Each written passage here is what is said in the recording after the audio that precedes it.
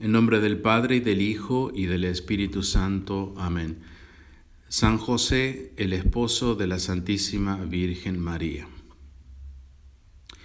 La biografía completa de San José está contenida en apenas 19 versículos del Evangelio según San Mateo. San Marcos ni siquiera lo menciona.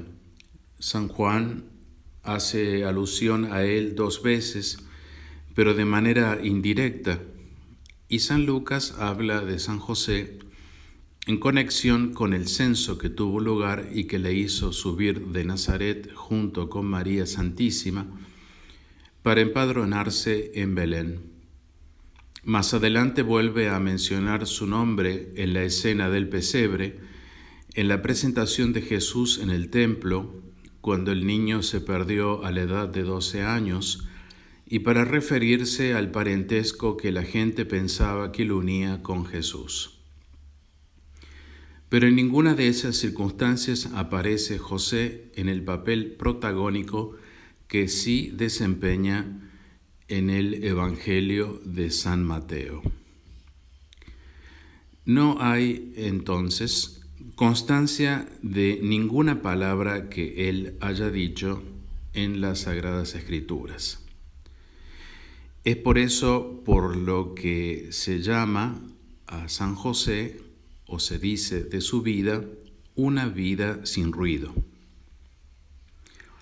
Este apelativo nos hace recordar a unas palabras de San Francisco de Osuna en su tercer abecedario espiritual, donde dice que lo que falta no es el escribir y el hablar, sino el callar y el obrar. Y San José con su vida es un testimonio vivo de esa realidad. Él no dijo nada, él hizo. ¿Qué nos revela el Evangelio sobre lo que él hizo? Lo primero que la Biblia enseña en San Mateo capítulo 1 versículo 19 es que San José era justo. La palabra griega utilizada en este versículo es dikaios y significa inocente, santo. Luego, San José era un hombre inocente y santo, es decir, un hombre de Dios. En el versículo 19 leemos: José, su marido, como era justo y no quería infamarla, quiso dejarla secretamente. Sabía que María estaba encinta y se sentía muy afligido. No obstante, no le pidió explicaciones. Además, la amaba tanto que no quería desacreditarla, y para ello decidió marcharse en secreto sin previo aviso. Él tenía todo el derecho de acusarla ante el Sanedrín y hacer que la castigaran. De acuerdo con la ley de Moisés, podían apedrearla por haber fornicado en casa de su padre. En Deuteronomio capítulo 22 leemos: Pero si resulta que es verdad, si no aparecen en la joven las pruebas de la virginidad, sacarán a la joven a la puerta de la casa de su padre, y los hombres de su ciudad la apedrearán hasta que muera, por haber cometido una infamia en Israel, prostituyéndose en casa de su padre. Así harás desaparecer el mal de en medio de ti. San José sabía de esa ley, pero prefirió irse a hurtadillas.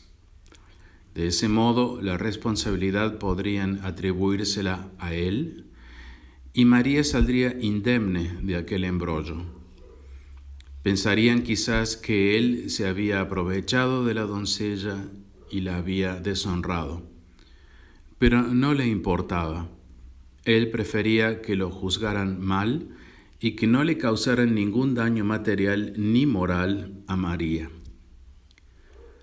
Su fuga repentina lo haría parecer culpable ante los ojos de todos, y por tanto a Nazaret no podría regresar jamás. Esa era, empero, la única manera, pensaba él, en que María tendría ocasión de justificar su falta, alegando que el fugitivo José había abusado de ella y la había abandonado después. Eso sí es amor, y amor de verdad, porque es un amor que se entrega y que se olvida de sí mismo para priorizar a los demás a una costa de su propio prestigio, de su propia honra, de su propio testimonio. En más de una ocasión, Jesús también puso en juego su prestigio andando y comiendo con rameras, publicanos y pecadores. En el versículo 20, San Mateo dice que, pensando él en esto, un ángel se le apareció en sueños y le contó la historia más descabellada, absurda e inverosímil que jamás nadie hubiera podido oír. Y le dijo: José, hijo de David, no temas recibir a María tu mujer, porque lo que en ella es engendrado del Espíritu Santo es. Pero San José era un hombre de fe y creyó a pies juntillas lo que aquel ángel le dijo. No dudó, no hizo ninguna pregunta, no presentó ningún argumento, no discutió. San José creyó y por ese motivo leemos en el versículo 24 que despertando José del sueño hizo como el ángel del Señor le había mandado y recibió a su mujer. Y aunque no pronunció ninguna palabra como era su costumbre, con su actitud estaba diciéndole al Señor: He aquí tu siervo, hágase en mí según tu palabra. Y esa es otra virtud del justo y amoroso San José, la obediencia. San José obedecía sistemáticamente todas las órdenes que Dios le daba. Cuando después de nacido Jesús, otro ángel le ordenó, según leemos en San Mateo 1:13, levántate y toma al niño y a su madre y huye a Egipto y permanece allá hasta que yo te diga, dice la Escritura que él tomó de noche al niño y a su madre y se fue a Egipto.